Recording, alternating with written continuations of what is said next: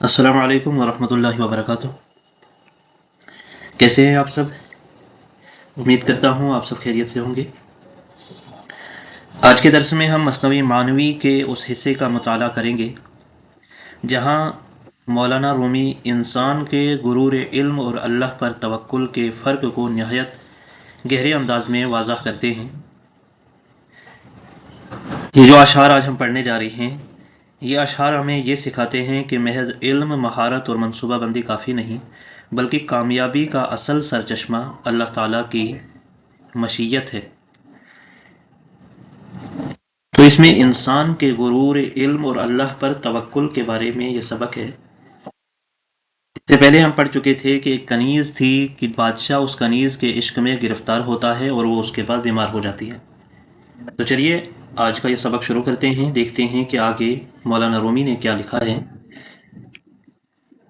आज का शेर है कि शेह तबीबा जमा कर दास चप और रास्त, गुफ्त जां हर दो दरदस्त शुमास्त।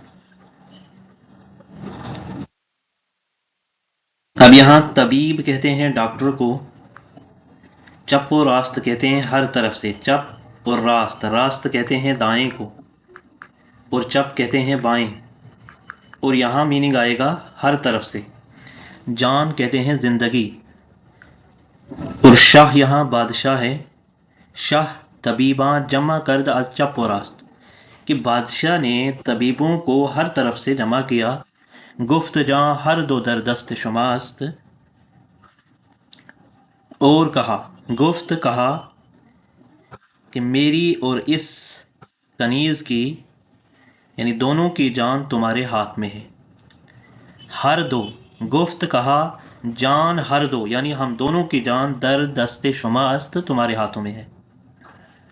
दस्त कहते हैं हाथ को, शुमास्त दर दस्ते शुमास्त तुम्हारे हाथों में है। तो ये तर्जुमा दिया है कि बादशाह ने दाएं बाएं से तबीब जमा किए और कहा, मेरी और इस कनीज़क दोनों की जान तुम्हारे हाथ में है। यानी मौलाना रूमी इस शेर में बादशाह की शदीद बेचैनी जाहिर होती है। इस शेर में वो अपनी महबूब कनीज़क की बीमारी से परेशान होकर हर तरफ से माहिर तबीब जमा करता है। लेकिन यहाँ एक फिक्री नुक्ते काबिल गौर है कि बादशाह ये समझ रहा है कि जान देना और बचाना तबीबों के इख्तियार में है। यही वो मकाम है जहाँ इंसान असबाब को असल मुअस्सर समझ बैठता है और मुसब्बिबुल असबाब को नज़रअंदाज कर देता है। यानी कि जो बचाने वाला है उसकी तरफ रुजू नहीं, कि जो बचाने वाला नहीं है उसी की तरफ रुजू कर रहे हैं। यानी कि यहाँ दुनिया अल्लाह तबारक व तआला पर तवक्कुल नहीं है, बल्कि डॉक्टरों पर यहाँ तवक्कुल दिखाया है कि वो डॉक्टर पर तवक्कुल कर रहा है, भरोसा कर रहा है। अगला शेर है कि जान मन सहलस्त जान जानम ऊस्त, दर्द मंदो खस्ते अम दरमानम ऊस्त। जान मन सहलस्त, जान मन यानी मेरी जान, सहलस्त मामूली है, सहल कहते हैं मामूली, और दर्दमंद कहते हैं तकलीफ में, खस्ते कहते हैं थका हुआ। तो कह रहे हैं कि जान मन सहलस्त जान जानम ऊस्त, कि मेरी जान तो मामूली है, जान जानम ऊस्त, असल जान तो वो है, मेरी जो असल जान है वो तो वो है। दर्दमंद और खस्ते हम, कि मैं बीमार और थका हुआ हूं, दरमानम हूं, मेरा असल इलाज जो है वही है। कि इसका तर्जुमा दिया है कि मेरी जान तो मामूली है, असल जान तो वो है कि मैं बीमार और थका हुआ हूं, मेरा असल इलाज वही है। यहां जानम यानी मेरी जान, ऊस्त यानी ऊ और अस्त है यानी वो है। सहल कहते हैं मामूली, और यहां सहल अस्त लिखा हुआ है, सहल फिर अस्त अलग हम लिख सकते हैं। जाने मन मेरी जान, दर्दमंद कहते हैं तकलीफ, खस्ते कहते हैं थका हुआ, खस्ते अब मैं थका हुआ, दरमानम ऊस। यानी इस शेर में मौलाना रूमी कहते हैं, जो इसका तर्जुमा दिया है कि इसकी तशरीह है कि बादशाह अपनी मोहब्बत की शिद्दत बयान कर रहा है। इस शेर में वो कहता है कि मेरी अपनी जान की कोई हैसियत नहीं, یہ تو معمولی ہے، اصل زندگی تو وہ کنیزک ہے۔ اصل زندگی کیا ہے؟ وہ کنیزک ہے جس کے عشق میں گرفتار ہوا ہوں۔ یہاں مولانا رومی انسانی محبت یعنی عشق مجازی کی شدت دکھا رہی ہیں کہ انسان کبھی کبھی کسی شے یا شخص کو اپنی کل کائنات بنا لیتا ہے، یہی وابستگی بعد میں آزمائش کا سبب بنتی ہے۔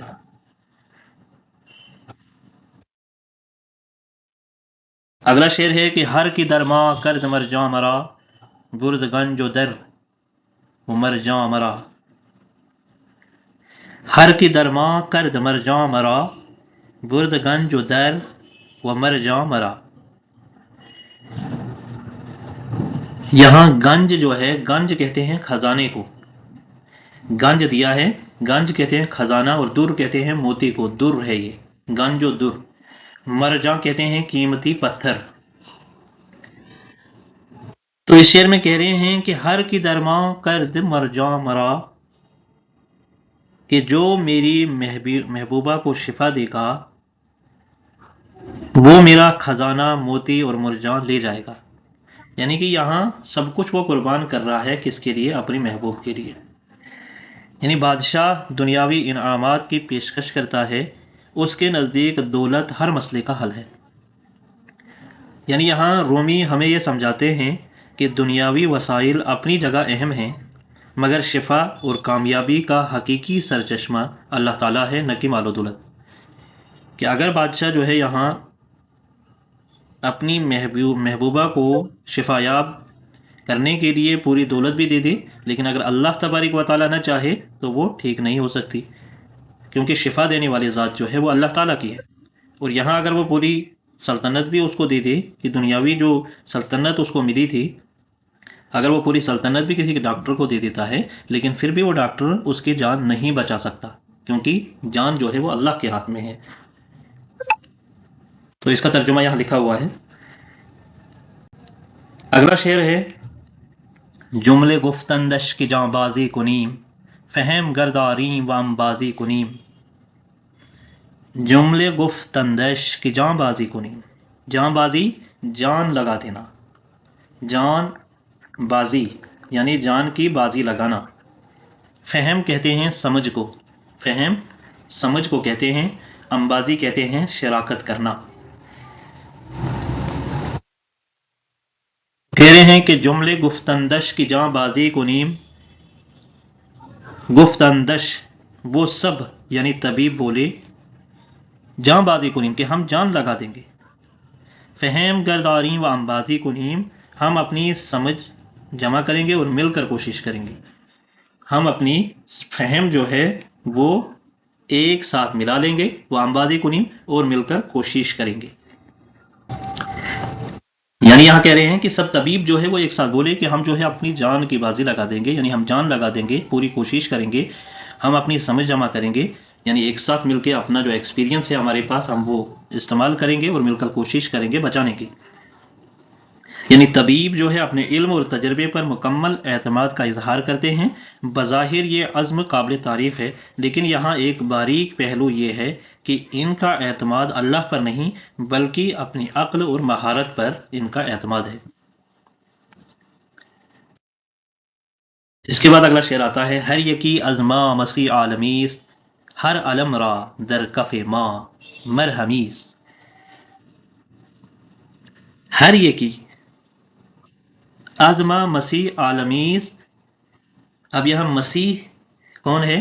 مسیح کہتے ہیں شفا دینے والا، علم کہتے ہیں ہر علم را در کف ما مرہمیست، علم کہتے ہیں درد اور مرہم کہتے ہیں دوا کو، مرہم دوا کو کہتے ہیں۔ ہر یکی از ما مسیح عالمیست، ہم میں سے ہر ایک، ہر یکی یعنی ہر ایک، از ما ہم میں سے ہر ایک مسیحا ہے۔ کیا کہہ رہے ہیں؟ یہ طبیب کہہ رہے ہیں کہ ہم میں سے ہر ایک کیا ہے؟ مسیحا ہے، یعنی شفا دینے والا۔ ہر علم را در کف ما مرہمیست، اور ہر درد کا مرہم ہمارے ہاتھ میں ہے۔ کف کہتے ہیں ہتھیلی کو، کف ما یعنی ہماری ہتھیلی میں ہے۔ ہر درد کا مرہم ہمارے ہاتھ میں یا ہماری ہتھیلی میں ہے۔ یعنی یہاں تکبر ظاہر کیا ہے کہ یہاں تکبر اپنی انتہا کو پہنچ جاتا ہے، وہ خود کو مسیحا کہہ رہے ہیں، یعنی شفا دینے والے۔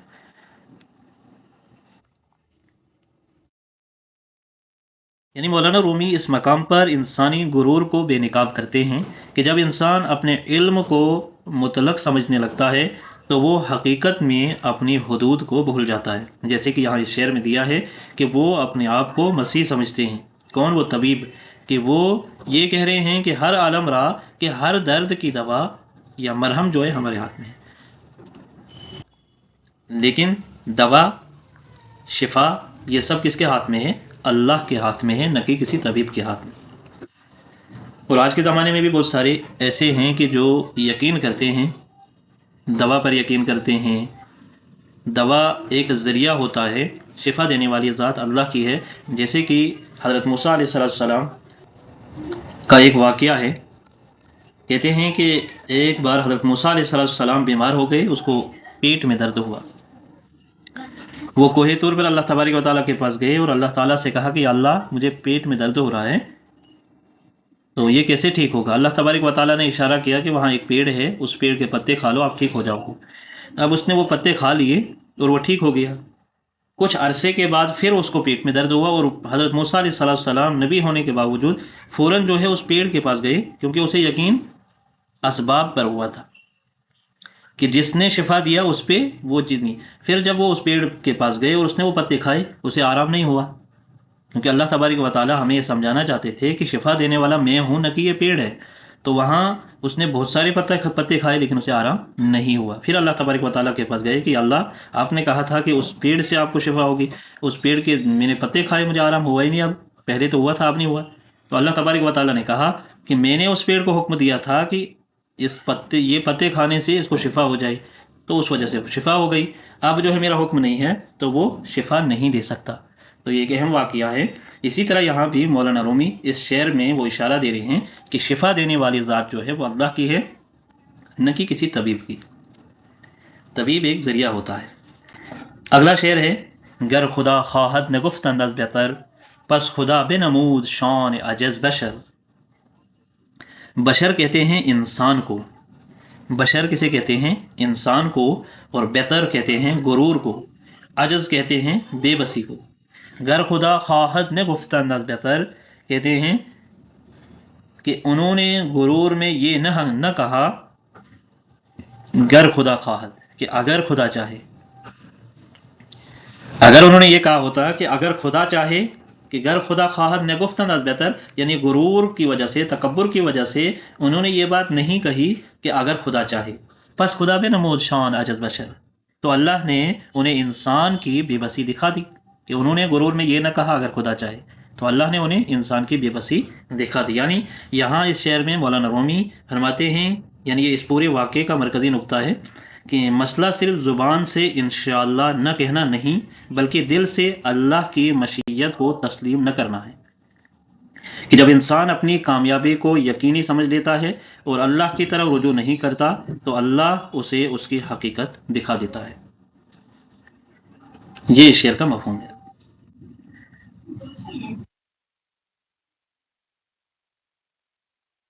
اگلا شعر ہے، ہر چکردن از علاج و از دوا، گشت رنج افزوں حاجت نارواں۔ ہر چکردن از علاج و از دوا، کردند یعنی کیا، ہر چے جو کچھ کیا، از علاج و از دوا، علاج سے اور دوا سے، گشت رنج افزوں، رنج یعنی تکلیف، افزوں کہتے ہیں بڑھنا، حاجت و ناروا۔ تو اس شعر میں کہتے ہیں کہ انہوں نے جتنا علاج کیا دوا سے یا علاج سے، جتنا ان سے ہو سکتا تھا انہوں نے کیا، گشت رنج افزوں، مرض بڑھتا گیا، وہ حاجت ناروا، اور مقصد پورا نہیں ہوا۔ یعنی یہاں عملی نتیجہ سامنے آتا ہے کہ تمام تدبیریں جو ہے ناکام ہو جاتی ہے۔ یہاں یہ اس بات کی علامت ہے کہ اسباب صرف وسیلہ ہے، اصل اثر جو ہے اللہ کے حکم سے ہوتا ہے۔ یعنی یہ بات جو میں نے ابھی بتائی کہ حضرت موسیٰ علیہ السلام کا قصہ، کہ وہ جو ہے وہ صرف اسباب ہے، وہ ایک وسیلہ ہے، شفا دینے والی ذات جو ہے وہ اللہ کی ہے۔ اور آج کا آخری شعر ہے، آن کنیزک از مرز چن موی شد، چشم شد از اشک خون چن جوی شد۔ آن کنیزک از मर्ज चुन मुए शुद्ध, मुंह कहते हैं बाल को, सर के बाल। जुई कहते हैं चुन जुई शुद्ध, जोईदन तलाश करना भी होता है, और अश्क कहते हैं आंसू को, चश्म आंख, शह कहते हैं यहाँ बादशाह। तो कह रहे हैं कि आं कनीजक अज मर्ज, कि वो कनीज जो है वो बीमारी से चुन मुए शुद्ध, बाल की तरह कमजोर हो गई। वो कनीज बीमारी की वजह से बाल की तरह कमजोर हो गई। चश्म शह अज अश्क खून चुन जुए शुद्ध, और बादशाह की आंखों से खून के आंसू बहने लगे। यानी यहाँ इस शेर में मौलाना रूमी फरमाते हैं कि कनीज़ा की हालत जो है इंतहाई कमजोरी तक पहुंच जाती है कि बीमारी की वजह से, और बादशाह जो है वो शदीद गम में डूब जाता है। ये मंजर इंसान की बेबसी और अल्लाह की कुदरत का अमली इज़हार है कि जब तक इंसान अल्लाह की तरफ रुजू न करे उसकी कोशिशें मुकम्मल नहीं होती। तो ये था आज का आखिरी शेर। इसके बाद इस सबक का कुछ और अशार है वो हम अगले सबक में पढ़ेंगे। तो इन अशार में हमें 3 बुनियादी असबाक मिलते हैं। इल्म और महारत ज़रूरी है लेकिन वो मुतलक हो। तकब्बुर इंसान को नाकामी की तरफ ले जाता है। असल कामयाबी अल्लाह की मशीयत और तवक्कुल में है। मौलाना रूमी हमें ये सिखाते हैं कि असबाब इख्तियार करना सुन्नत है, मगर एतमाद सिर्फ अल्लाह पर होना चाहिए। उम्मीद करता हूँ ये वीडियो आप सबको पसंद आ गया हो। अगर वीडियो अच्छी लगी हो तो चैनल को सब्सक्राइब करें, लाइक करें और अपने दोस्तों को शेयर ज़रूर कीजिएगा। मिलते हैं अगले सबक में, तब तक के लिए अल्लाह हाफिज़, बाखुदा बाशीद।